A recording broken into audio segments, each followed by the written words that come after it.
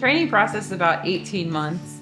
The dogs go through a trial period before that even starts to determine if they're a good fit for our program. And it helps us get a really thorough assessment of their temperament during that time.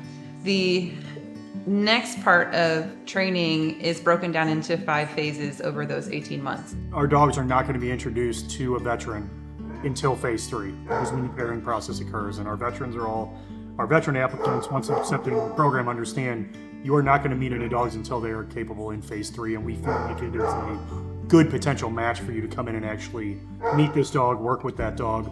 At the end of phase 3, right, phase 3 ends when that pairing process has occurred and we understand the dog is going with this veteran.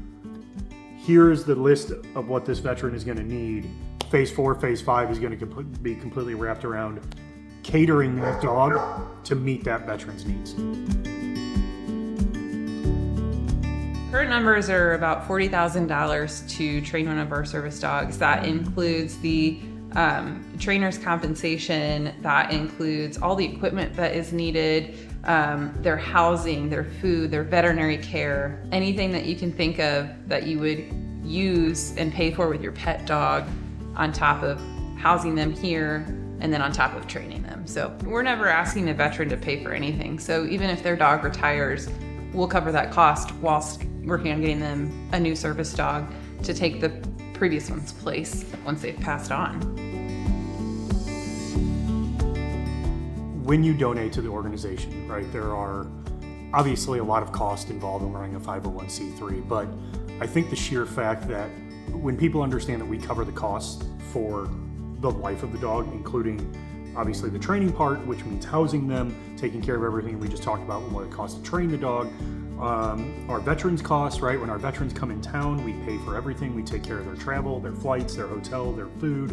And then on top of that, once the dog is placed, we are taking care of those costs, right? So when you start looking at all of those costs and you're adding all of that up, that clearly is a large percentage of our operating costs. It's, there's a lot of times we'll have individuals that donate. If you donate a specific amount, it's like, look, if you donate $5,000, that's essentially going to cover the cost of an annual training session for one of our VSD teams in the field.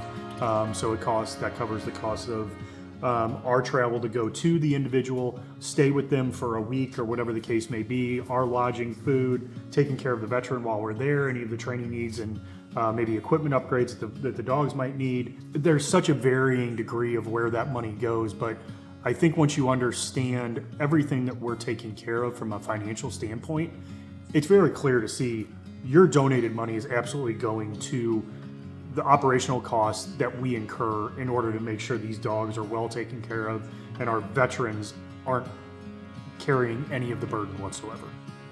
And we serve nationwide, so we have veterans from coast to coast. So, being able to get to them and being able to go to their home and work with their dog in their home and the environment that they both live in and help them thrive there is so much more impactful than having them come out here for a week for their annual training. It makes so much more sense to go to them and help them in their real life zone. Their real life. Mm-hmm. It's a huge bonus for us to be able to afford to do that. So that donated money is absolutely integral for us to provide that level of support, which I think makes us really unique.